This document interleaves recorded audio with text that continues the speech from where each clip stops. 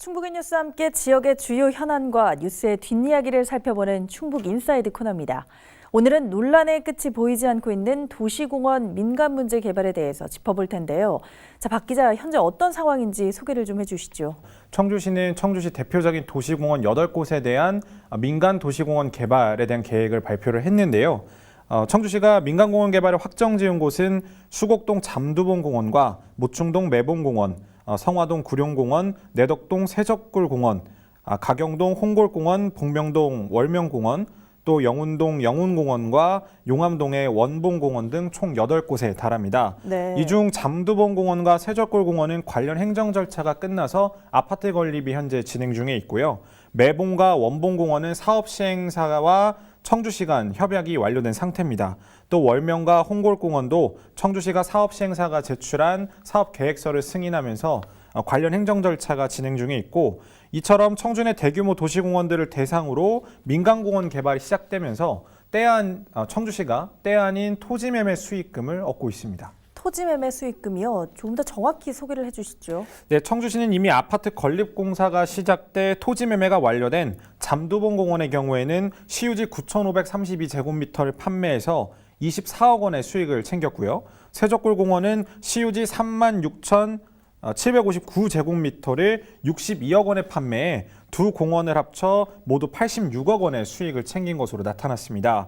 아직 토지 수용이 완료되진 않았지만 이미 민간 개발이 예정됐거나 앞으로 계획되어 있는 상태여서 시는 토지 매매를 통한 수익금을 더욱 얻을 수 있는 상황이 발생을 했는데요. 실제 시유지 매매가 완료된 세적굴과 잠두봉공원의 예를 들어서 평균 토지가 평당 20만 원의 가격으로 한번 산출을 해봤습니다. 네. 정확하게 얼만큼의 수익금이 돌아올지. 그렇게 내용을 했더니 시유지에 대한 매매 예상 금액이 총 650억가량이 책정이 또 됐습니다. 여기에 이미 토지 매매 수익금으로 청주시 통장에 입금된 86억 원을 더한다면 대략 시는 도시공원 민간 개발을 통해 730억이 넘는 금전적 이익을 얻게 된 건데요. 또 각 공원별로 개발 상황이 현재 달라서 나중에 토지 매매가 발생했을 시 더욱 가격이 오르거나 내려갈 수가 있어 유동 편차는 있겠지만 대부분의 부동산 공인중개사들의 입장을 들어보면 청주시가 더 높은 수익을 얻을 수 있을 거라고 현재 전망하고 있습니다. 그러니까 이런 현상을 두고 청주시가 땅 장사를 하는 것 아니냐 하는 그런 의혹까지도 나오는 거군요. 네, 어찌됐든 결국 청주시는 도시공원을 매입해 도시습을 확보하기보단 반대로 도시공원을 매매해서 또 민간 개발을 통해 수익 창출의 효과를 얻었다는 모양새를 피할 수 없게 되는데요. 실제로 박완희 청주시의원은 결국 청주시는 시민들의 도시숲을 팔아 돈을 벌었다는 비판을 피할 수 없다면서 민간 개발이 확정된 지금이라도 비공원 시설 면적을 최소화해야 한다. 전체 도시공원 면적 중 30% 개발이 아닌 국공유지를 제한 면적 중 30% 개발을 추진해야 된다면서 개발 면적을 최대한 줄여야 한다고 지적을 하기도 했습니다. 네. 상황이 이렇다 보니까 아직 민간 개발 추진이 진행되지 않고 있는 구룡공원과 최근 사업 시행자가 사업 추진을 포기한 영운공원의 경우에는 녹지를 보존해야 된다. 뒤늦게라도 녹지 보존에 나서야 된다는 목소리가 커지고 있습니다. 네, 그러니까 영운공원 그리고 구룡공원 보존할 수 있는 방법은 없는 겁니까? 보존할 수 있는 방법은 있지만 사실 그 가능성을 진단하기엔 좀 무리가 있는데요. 네. 좀 어려움이 큽니다. 시기적으로 많이 지났기 때문에. 예를 들자면 영운공원의 경우에는 최근 사업자가 사업을 포기해서 현재 사업 시행사를 다시 구하고 있는데 영운공원의 경우는 이미 난개발이 상당히 진행되고 있어서 청주시가 어떻게 손을 쓸 수 없는 상태라고 합니다. 네. 그러니까 녹지 보존의 효과가 현저히 떨어지는 상황이라고 말씀드릴 수 있고요. 예.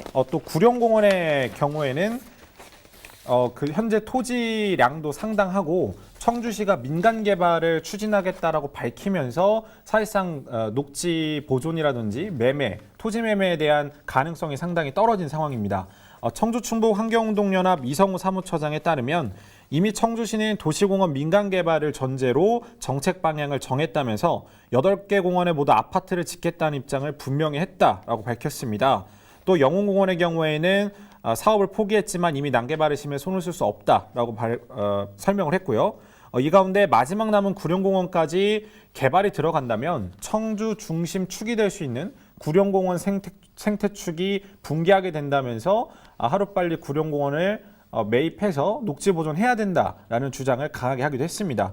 이미 개발을 진행할 수밖에 없는 도시공원들은 최대한 녹지 보존을 요구하고 네. 아직 개발이 진행되지 않은 구룡공원의 경우에는 청주시가 나서서 녹지 보존, 즉 도시숲을 살려야 된다라는 입장입니다.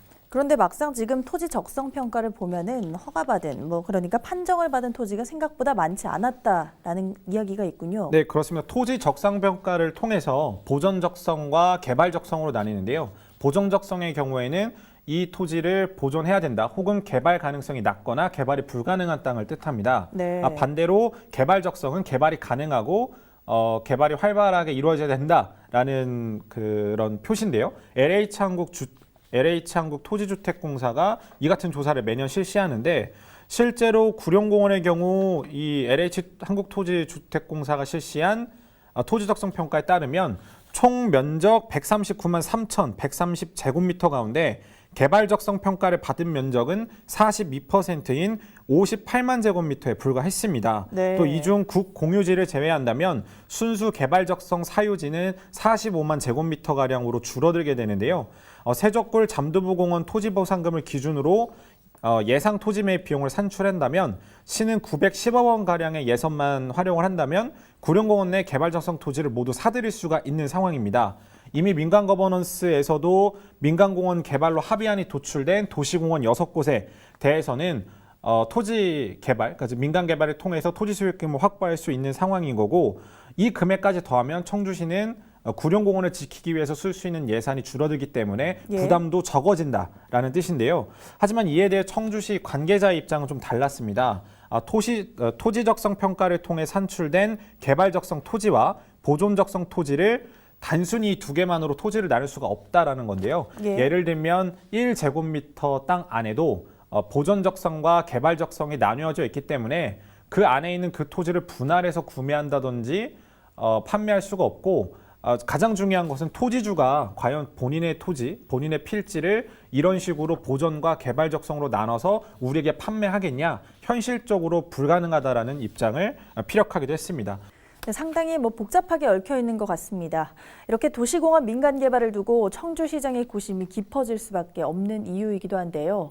대기 환경을 두고도 논란이 이어지고 있는 이 상황에서 지금 처한 상황 어떤 방식으로 타개해 나갈지 조금 더 지켜봐야 할 것 같습니다. 충북인사이드 박미영 기자였습니다.